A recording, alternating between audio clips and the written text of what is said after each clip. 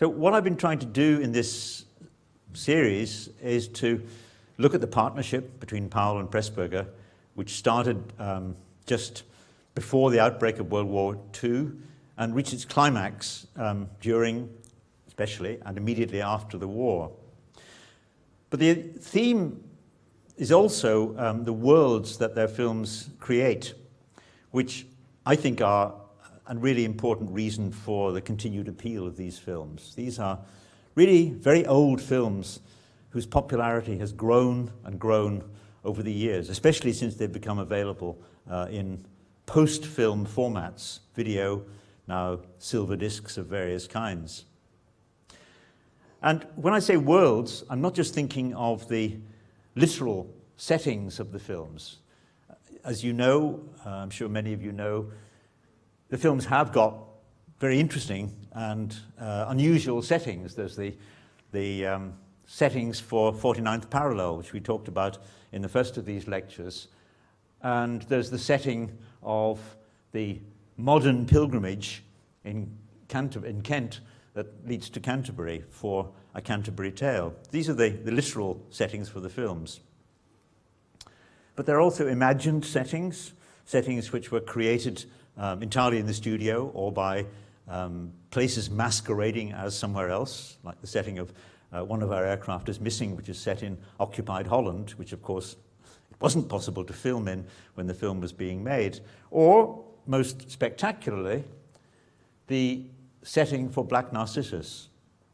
Black Narcissus, as I'm sure many of you know, although it appears to be set on a precarious mountaintop in Tibet, was actually filmed entirely in England and very largely in the studio with an amazing combination of matte paintings and devices used to give us a real sense of atmosphere. And for many people, the atmosphere of Black Narcissus is almost palpable, and of course it's way beyond anything you could achieve by actually filming on location in its setting.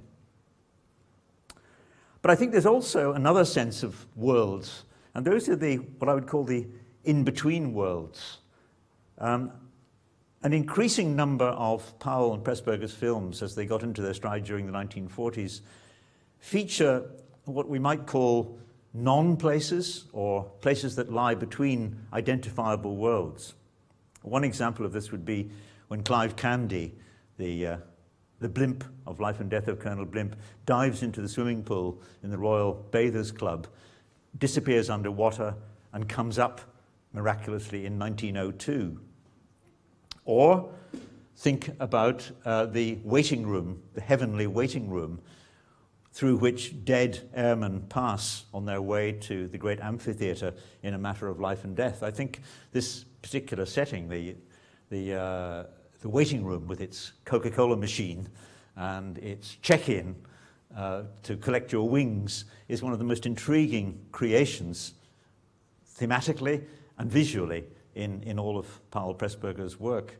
Or think of the world that Vicky dances into in The Red Shoes. When she enters into the ballet, we, with her, enter into an entirely phantasmagoric world that's created, goes way beyond anything which can be achieved on the stage. So these are the in-between worlds, which are so important, I think, to giving the Archers films their very particular atmosphere. Now, Emeric Pressburger, who was certainly not given to theorizing about his work, he could only be persuaded to talk about his work with some reluctance. When he was introducing a film, I think it was A Canterbury Tale, in New York during the period of rediscovery, he once spoke of trying to create what he called traps that might catch some magic. And that was about as theoretical as Emeric ever got. He saw the structure of a film as a kind of scaffolding through which, or in which, some of the kind of magic that he and Powell were trying to create might get caught. And I think that's rather a good way of thinking about it, because you create the structure, but you really don't know whether it's going to incubate or create magic when you put it on screen. Michael Powell was much more willing to discuss his work He once referred to himself as a master of the mysteries, and he was very conscious of the resources that were at his disposal as a filmmaker to add magic to the bare scaffolding of a script. I remember very vividly the first time that I met him, which was in 1972. I went as a very nervous young person to meet this figure that I revered, but who was pretty unknown at the time in 1972. I went to meet him in his office just off Piccadilly. I was trying to encourage him to talk about the fantastic dimension of his work. This is the period when we were very enthusiastic about Peeping Tom and about Tales of Hoffmann. I was surprised when he referred me back to Rudyard Kipling and Kipling's sense of eeriness, which is present in many of the stories. And this was the story that Powell particularly mentioned, and he described the atmosphere. It's a kind of ghost story. It's a post-World War I ghost story, and people are driving through southern England and they come across a house, and this evokes memories. It's a wonderful story, and Michael said that he would love to have found a way of filming that, and that pointed me towards another source of this eeriness which pervades so many of their films. So what I want to explore in this lecture is how Powell and Pressburger managed to create complex, multi-layered worlds, often without apparently resorting to any elaborate artifice or even fantasy.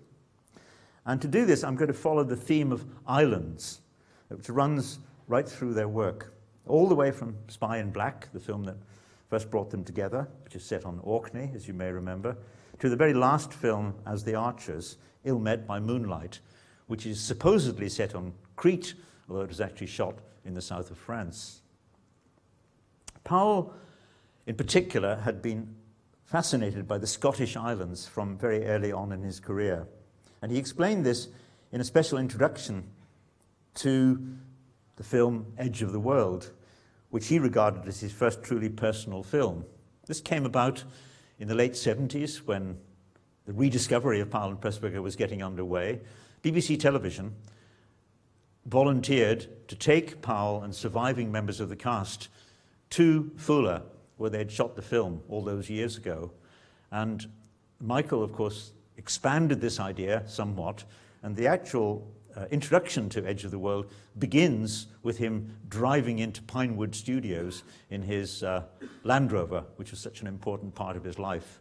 I'm going to watch the beginning of this when he explains how he reached Fula and Edge of the World.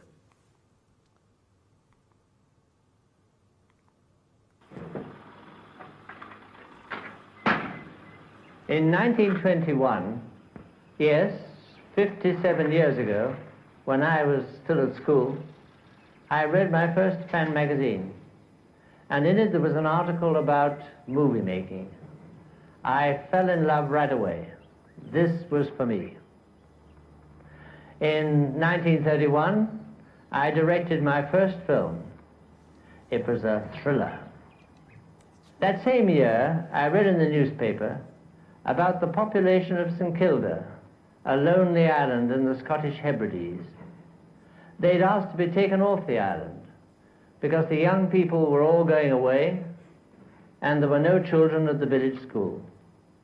I thought one day I would make a film of this. One day. In 1936, I led an expedition to the island of Fula in the Shetland Islands to make the film. Will you go and take a walk with Ruth? And remember, it's the Sabbath.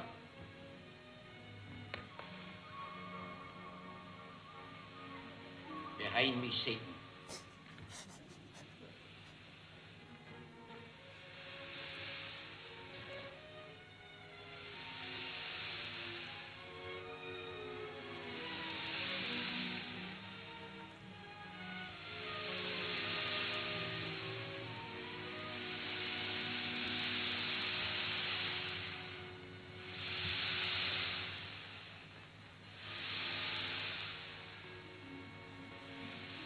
Robbie, is she real, Smith?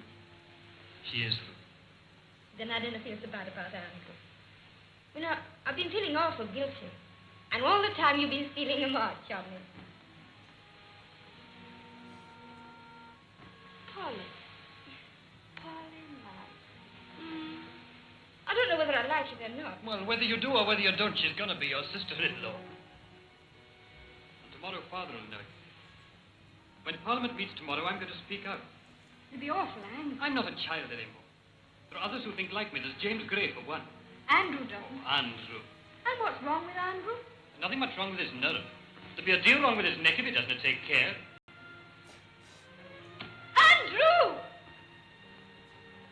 Tell him to get down. Get down, you frightening Ruth!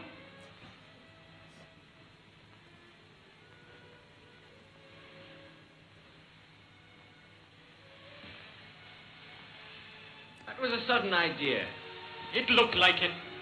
In the old days, you had to show your courage to win a wife. So I said to myself, Andrew, my lad, you're as good as they are, and Ruth has got to be sure.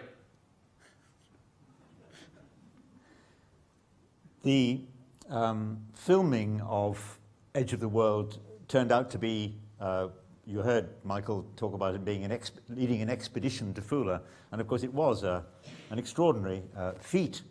And if I just go back to that, Powell felt that it was an epic in its own way, and so he wrote a book about it. He did this with several films, because as he said, a book is a more permanent record than a film. And indeed, during the period that he was making films, films, of course, could disappear very easily. They could be withdrawn, and you'd never see them again. We live in a world where films are omnipresent, or so it seems. But Powell felt that a book was a way of really recording the fantastic achievement of pulling off this film, which, of course, was the film that got him introduced to Alexander Korda, and so eventually to Emeric Pressburger. So for him, Edge of the World was an absolutely crucial moment in his career and his life. Let's go past that. I want to just enlarge on the question of Powell's relationship with Scotland, which was very special. There's no question that Scotland was where he felt most at home. When I say at home, it was a place that he went to seek what? Some kind of escape from metropolitan southern England. Of course, he remained very close to his roots in Kent, as you see in the Canterbury Tale. But for him, Scotland was something very special indeed. And thanks to Criterion adding this as an extra to their version of I Know Where I'm Going, we've got a little anthology of some of Michael Powell's home movies. He shot a lot of film over the years, not all of which has been seen, but it is archived. And this is a little selection made under the supervision of his wife, Thelma Schoonmaker, to which she's added a commentary, which I think tells you a lot in a short space about Michael's relationship to Scotland. These two men are very typical of what are called Highland Stalkers, men who live on the hill, either protecting the sheep or leading parties who are hunting deer. And obviously one of the party is now taking a rare photograph of Michael in his own home movies, because since he takes them all the time, you hardly ever see him. This is Bill Peyton, a Shetlander who he met on the Edge of the World. And this is Seton Gordon, the great naturalist, whose books first got Michael interested in Scotland and actually got him interested in making Edge of the World. This is Michael's dog Sweep, about whom we will hear later. And this is Alistair Dunnett, the editor of The Scotsman. I think they're all feeling pretty fine. Perhaps have had a few whiskeys. Michael always said whiskey tasted the best on the hill. These beautiful atmospheric shots of Scotland are very reminiscent of what you see in I Know Where I'm Going. Of course, they're in black and white there. But Michael captured as often as he could the feeling of being on the hill in that film. This is a cairn, a stack of stones, which I think were sometimes burial sites and often just markers. The party has not gotten to the top of Ben More Coigach yet. They're just part of the way up. Alistair Dunnett, by the way, gave a eulogy at Michael Powell's memorial service. Martin Scorsese was the other who spoke. And Alistair spoke at the end of his speech about putting a stone on the top of the cairn of a beloved friend. It was a very moving speech. I'll never forget it.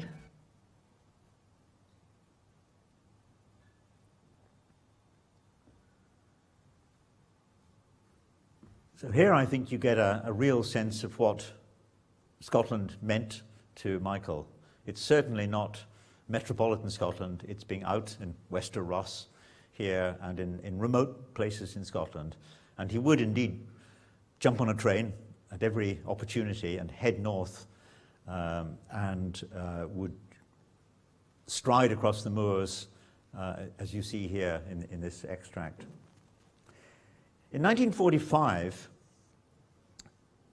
Michael Powell's established love of Scotland came together with Emeric Pressburger's imagination, filmic imagination, in what is probably the most unexpected film of their entire collaboration, I Know Where I'm Going, which is always known amongst archers as Icwig. Shorter than saying, I know where I'm going. Easier to write. The important thing about Icwig is that it wasn't made to fit any propaganda goal. You've got to remember that during the war, from 49th parallel onwards, Powell and Pressburger had been very much working to a set of imperatives. They were responding very often to urging and suggestion coming from the Ministry of Information. Jack Beddington, in particular, the head of the films division, was a very sympathetic figure who would have a chat with them, who would meet up for dinner or for lunch and talk through some of the issues of the day. And out of those talks came films like The Canterbury Tale, which is really about people being displaced from their familiar settings during the war, or indeed ultimately a film like A Matter of Life and Death, which of course was made to deal with the dilemma facing Britain in the post-war world. But the problem with A Matter of Life and Death, which they'd agreed they were going to make, was that it had to be in colour. The scheme of A Matter of Life and Death, which is known as AMOLAD, was that it should be earth in colour and heaven in black and white, pearly black and white. And there was no Technicolor stock available at this point in 1945. Bringing essential supplies across the Atlantic was obviously a high priority, and Technicolor was not a high priority at this stage. So Powell and Pressburger were faced with an unexpected dilemma. They needed to make a film. Their contracts, their understanding with Arthur Rank through independent producers meant that they were due to start shooting a new film. They didn't have a script. They knew they were going to make A Matter of Life and Death, but it would have to wait until Technicolor stock was available. So they had to come up with something quickly. And that, of course, was a very interesting situation. We know that the idea for I Know Where I'm Going was spontaneous for Emeric Pressburger. It just burst out. You couldn't hold it back, was what he said. And unexpectedly, we've actually got some of the very first notes he made about the film. There are very few documents that I'm aware of from Emeric Pressburger's archive. But this is one, and I think you can probably read it. I hope you can read it. It's in his handwriting. It's a foggy night, and he imagines a woman who has come to get to an island, but she can't get there. Something has held her back. Now, it's like a dream image, and I think it might well have been effectively a dream. It's very unspecific, but it's a compelling image. A woman who has arrived, who wants to get to an island, but is prevented by something. It may be significant, I'm sure it is significant, that Emeric had got married relatively recently, and he and his wife had a daughter, Angela. And this is one of the, I think, very rare photographs of Emeric at a children's matinee, I believe, with his daughter, Angela. So he was thinking about children, and perhaps specifically about a daughter. I mean, we might think, for instance, about, Yeats's poem for his daughter. And I think one way of thinking about I Know Where I'm Going is to see it as Emeric projecting himself into the future of a young woman who has been born at the end of the war and whose life lies in front of her. Of course, the figure that he and Michael created, Joan, is much more grown up than that, but we see her in the opening credits of the film, the very opening sequence, as I'm sure many of you already know, quickly jumping through the early stages of her life, always knowing where she's going. The idea for the film at this point was known as The Misty Island, not perhaps a very catchy title, but that's a working title. A girl wants to get to an island, but is prevented by a storm. And when it becomes possible for her to go, she no longer wants to go. That's the germ of the film. And I described it as a kind of dream image, and we could relate it to a kind of history of very similar dreamlike images in film. The one that occurs to me, and it's occurred to many other people too, Pam Cook, in her book about I Know Where I'm Going, specifically mentions Murnau's great film Sunrise. This is one of the very greatest late silent films, a film that was made just on the cusp, at the edge of the silent period, with a synchronized music track. It's a film about a countryman, apparently happy with his wife, but he falls under the spell of a wicked woman from the city who has come on holiday. And under her influence, he decides that he's going to murder his wife. So they set off across a lake, but when it comes to it, of course, he can't do it. His wife understands that he's been under tremendous emotional pressure. They come to land. There's an extended reconciliation as they enjoy the pleasures of the city, and then they head back towards their farm, their simple life. But during the return journey, a storm means that his wife appears to have been drowned, and so maybe it's come true after all. And this is an image from that part of the last part of the film. Now, interestingly, Sunrise was written by Karl Mayr, one of the very greatest screenwriters of the silent period, who was a friend of Emeric Pressburger's. Emeric only began to write films at the end of the silent period. He begins with the beginning of the talkies in Germany. Karl Mayr, by this time, was a refugee and had come to Britain. And I can imagine that they would have talked, of course, about the construction of screenplays.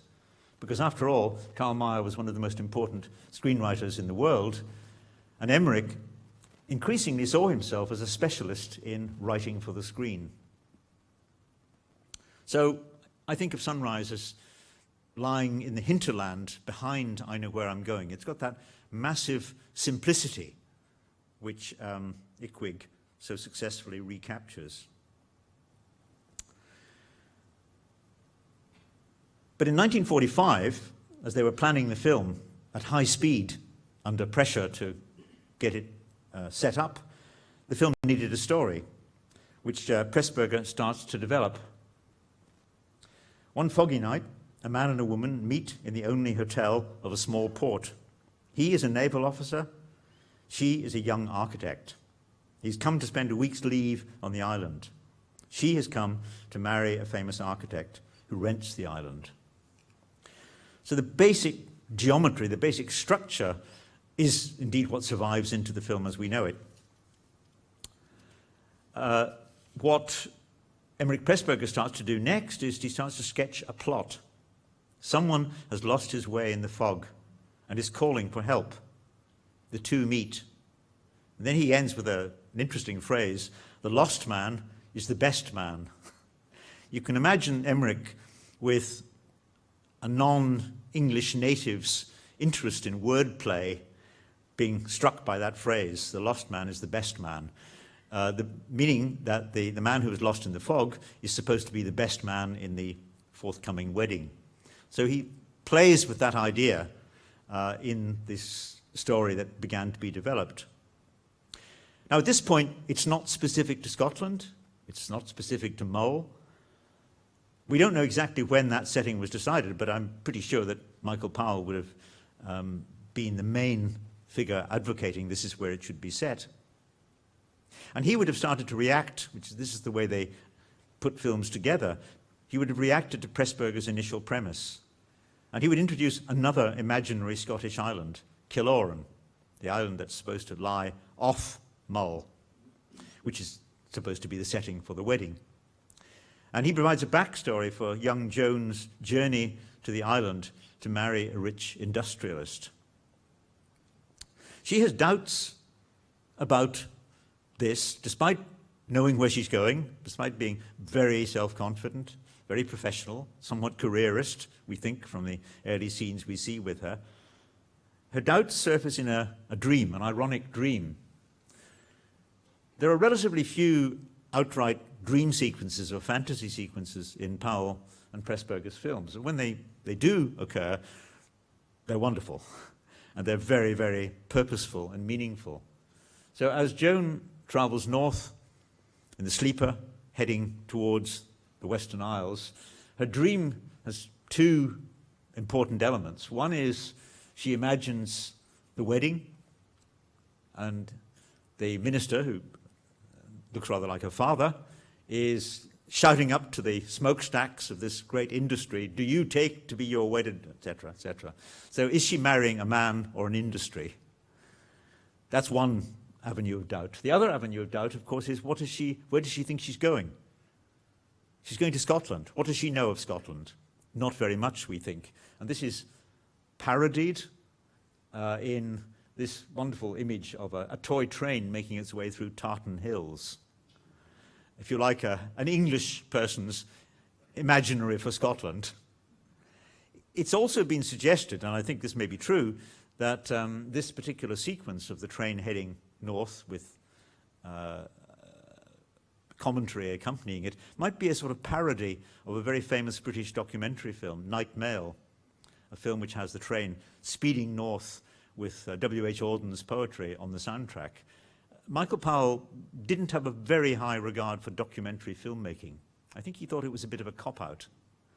And it may well be that this is, a bit of a send-up of Night Mail, which had become a sort of classic of British cinema in the 1930s. Now, I can't discuss the film in any detail here, and that's not my purpose. I don't want to forestall the screening of it later this evening. But I just want to point out how well it serves both avenues of inspiration, if you like. We've got the fabled Hebrides caught in these amazing images shot on the island of Mull. This is one of the most striking of those images. Joan arrives at night, doesn't know where to go, her arrangements haven't worked out. What is she to do? And in images like this, we have a sense of Mull which is almost unreal. It's so vivid, so sharp. And I think the Scottish tourist industry has been very grateful to I Know Where I'm Going, because countless people have gone to Mull, drawn by the images they see in this film. But there are two aspects. We've seen there are two kind of elements that made up the inspiration of the film. One is Pressburger's concept of the woman who arrives believing she knows what she's going to do and then changes her mind, or loses the will to want to go to the island, which is what her destiny appears to be, to get married to a rich industrialist. And that sense of being lost in an unfamiliar society where the codes are different, people speak in a strange but rather poetic way, and you don't quite know where you are, that pervades the whole film. Joan is a fish out of water. There's another side to it too, which is Michael Powell's intensely romantic sense of what the Highlands, what the Scottish Highlands stood for. And that's expressed in the woman who takes Joan in, Catriona, who is seen in this absolutely astonishing image. She's out with her dogs. She's like a sort of huntress Diana. It's a really mythological image. Michael was very closely involved romantically with the actress who played Catriona, Pamela Brown, and apparently he shot an enormous amount of footage in this vein, which Emeric Pressburger ruthlessly cut out. They were a very interesting partnership because they were a check and a balance on each other. Michael could add things that Emeric perhaps disapproved of. Emeric could insist that things that Michael wanted to include in the film didn't really fit the shape, the structure of the film. It was a wonderful to and fro partnership, and here we have a very good example of it, I think. And of course there are wonderfully eccentric things which Michael would definitely have introduced, like Captain Barnstaple, the eccentric eagle trainer, who really again strikes a very strange note in the film, but wonderfully authentic. So like the heroine of a romance, Joan, a materialistic figure, as we see here at the beginning of the film, falls under the spell of the island, where money has little meaning, and she discovers her true destiny with Torquil, releasing him in the process from an ancestral curse. So this is where the mythological dimension of the film really expands. Now, after the war, Powell and Pressburger would venture further into this new landscape, and it's a landscape that's been described as neo-romantic. Neo-romanticism is a movement among poets and painters and some filmmakers which emerged during the 1940s, and it really flourishes in the later 1940s after the war. And Michael Powell and Emeric Pressburger have been conscripted into this sense of a new romanticism in English art. And I think I Know Where I'm Going very much belongs to that, perhaps helps to inaugurate it in 1945. But it's even more apparent in the three films that they make afterwards, the three of the immediate post-war films. In Black Narcissus, which is a tragic love story, tragic in several senses. In The Red Shoes, which of course is another tragic love story. And in Gone to Earth, one of the later films they made at the end of the 1940s based on Mary Webb's novel, which they managed to transform into something really utterly neo-romantic with its feeling for the Shropshire landscape. Taken together, these represent, I think, Powell and Pressburger's great contribution to neo-romanticism, and that's beginning to be recognized as art historians, cultural historians get interested in the movement. But I want to move towards the end of this particular talk by discussing one of the films that was for a very long time underestimated, but increasingly it seems quite central to understanding what we might call the Archer's philosophy of art. And this film is The Tales of Hoffmann. It's the screen version of what was Offenbach's last opera. Offenbach, of course, is well known for his light operas, his operettas. At the end of his life, he wanted to create something more serious. And he was working on Tales of Hoffmann in his final months. He never actually saw the Tales of Hoffmann performed, although some parts of it were performed when he was on his deathbed. It's got a complicated underpinning. Each of the three acts of the opera is based on a story by E.T.A. Hoffmann, the great German romantic writer, conjurer of the fantastic in his stories like The Sandman. A writer who fascinated Freud. Some of Freud's best writing about the uncanny and the grotesque is directed at stories by E.T.A. Hoffmann. In the opera, the conceit of the opera is that Hoffmann himself is the central figure, and he's a poet, and what he's telling is the story of the three loves he lost to an audience in a tavern. The three loves that he's lost include Giulietta, a Venetian courtesan, and Olympia, who appears to be a woman of enormous grace and beauty, but turns out to be an automaton. She's a clockwork doll. And here we see Moira Shearer dancing Olympia, surrounded by, essentially a cast of actors, because this was a film which was made by pre-recording the soundtrack and then matching the action, mainly by dancers, to the pre-recorded soundtrack. The third act is the least well-known of the three acts, and in fact it was cut from the film for a considerable period of time. Alexander Korda, who was involved in the production of the film, advised Powell and Pressburger that if they took the third act out, they would win a prize in Cannes. So the film was actually premiered with only two of its acts present, and it took some time to restore the third act. The third act is set on a Greek island. Well, before I touch on that, let me just say that Tales of Hoffmann has a kind of interesting reputation as a film which inspired many, many filmmakers in the early 1950s. Two of the most famous filmmakers that were directly inspired by it and have spoken with great enthusiasm were Martin Scorsese, and here's a young Scorsese with a young De Niro. Scorsese remembers vividly seeing Tales of Hoffmann on television. His parents had got a television, black and white, of course. The film was shown endlessly, as films were in those days, and he knew every frame of Tales of Hoffmann, and he will still recount how it gave him his sense of poetic movement on the screen, particularly this scene, which comes at the end of the Venetian episode. The other, perhaps surprising filmmaker who was deeply influenced by Tales of Hoffmann was George Romero.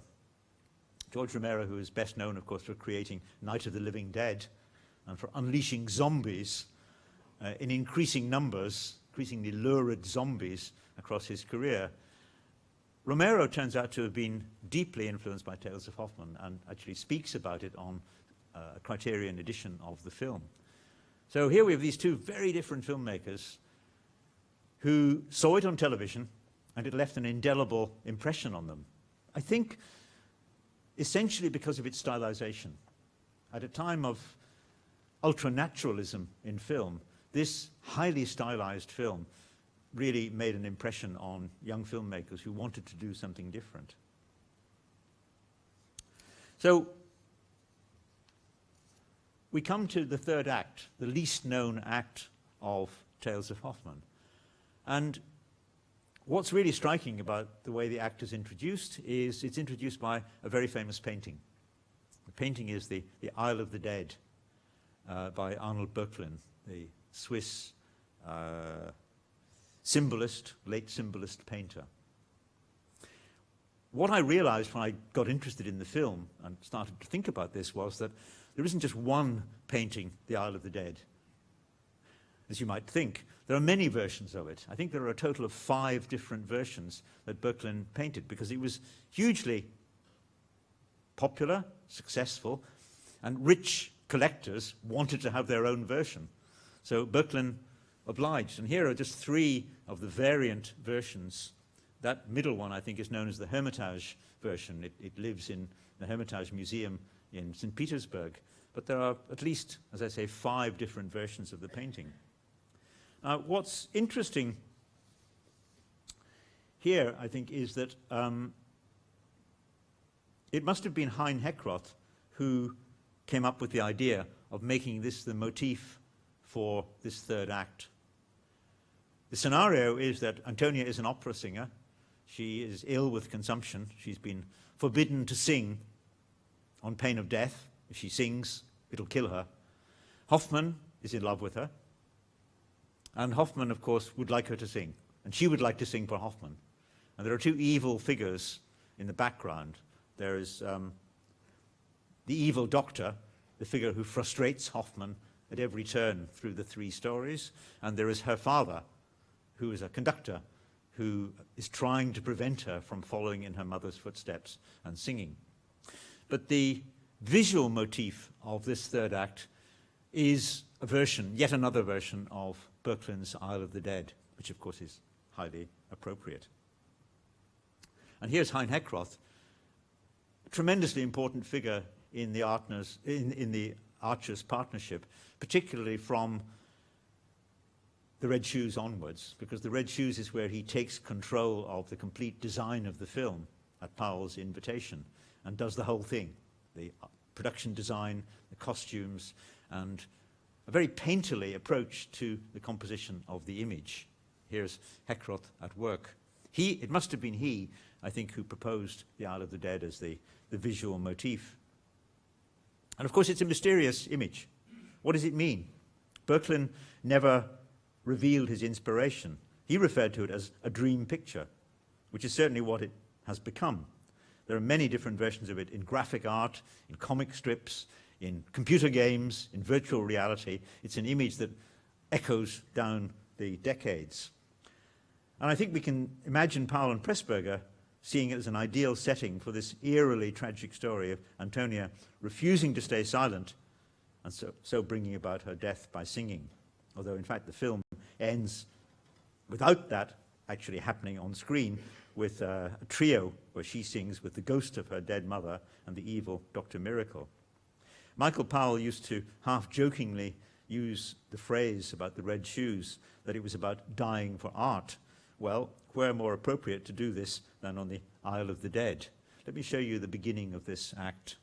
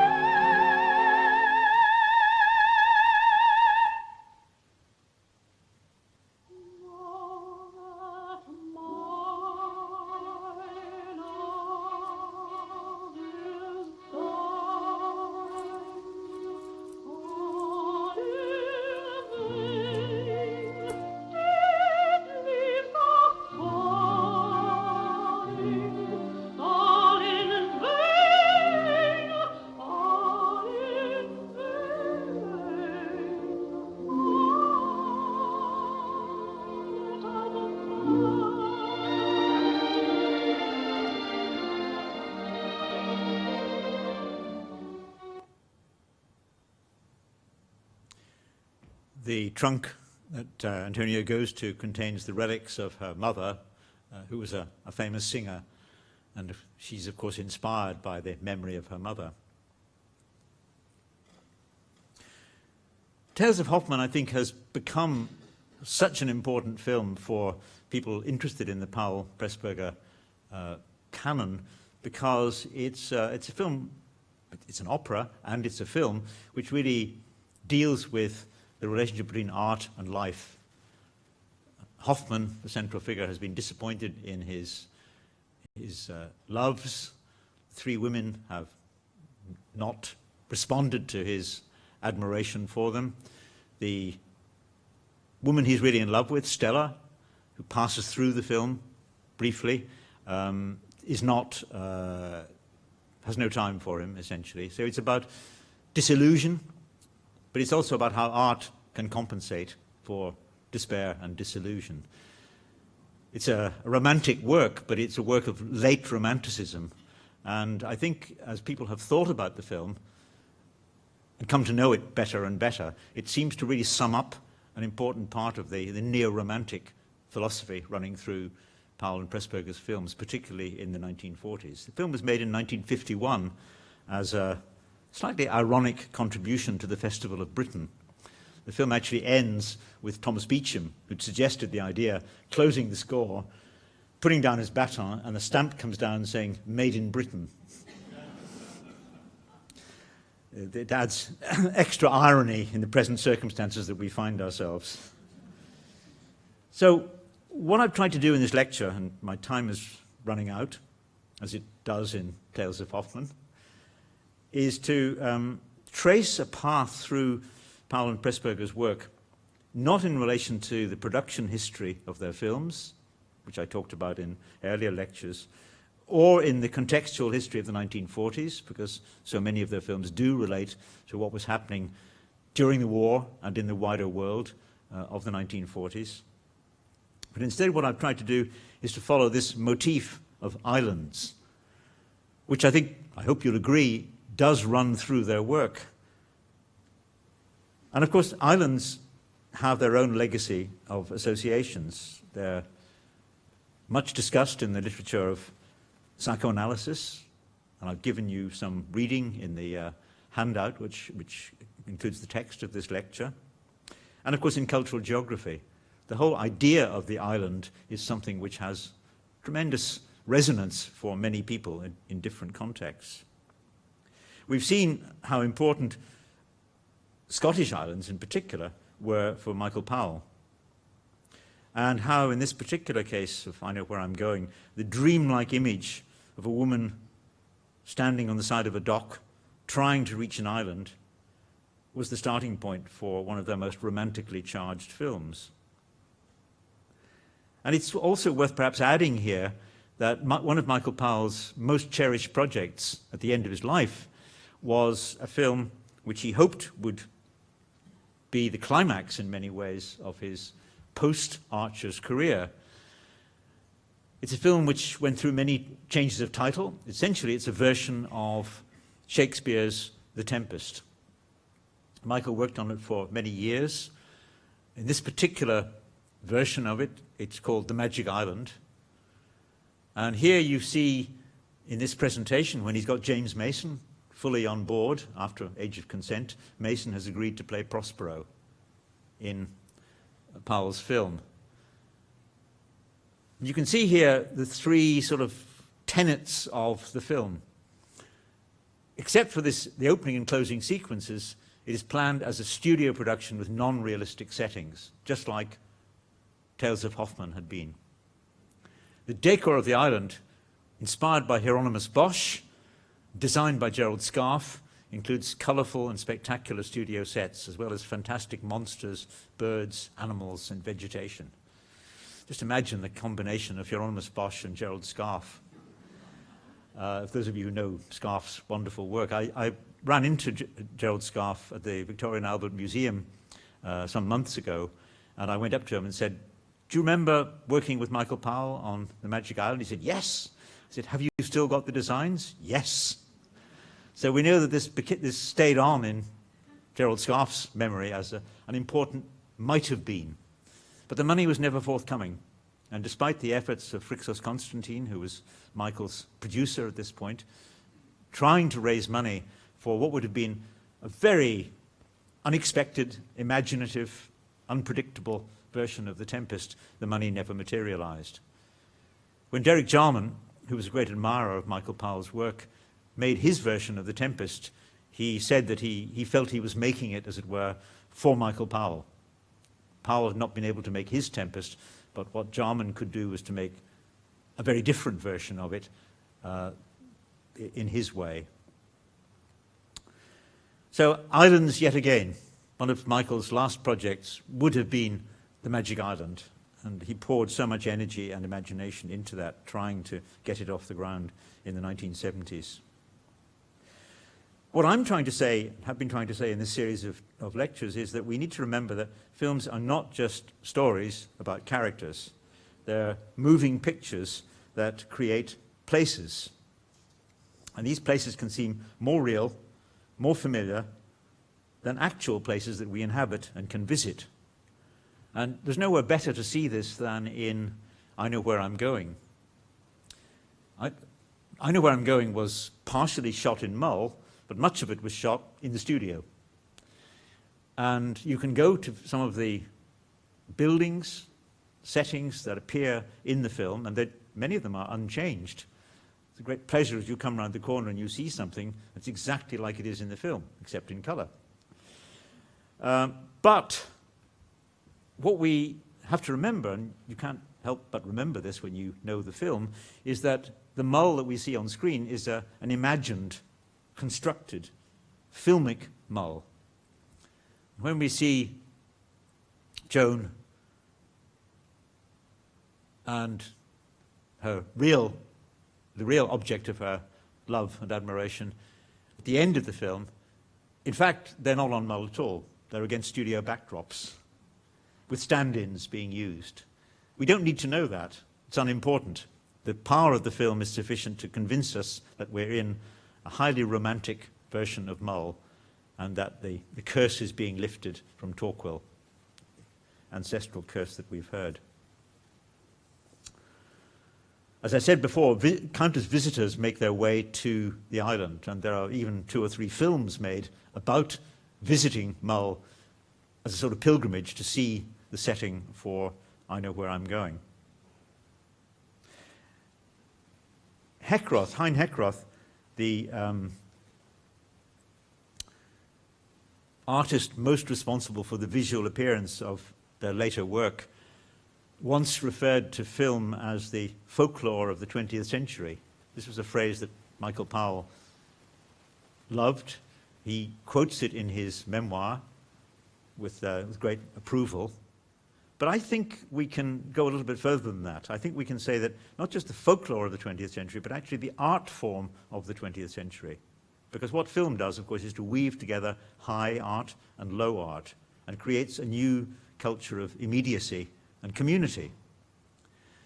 If we know and love the Archers films, we feel part of a community that shares some of their values, that recognizes their characters, that understands what's going on behind the stories and the images. And I think that continues to resonate for successive generations.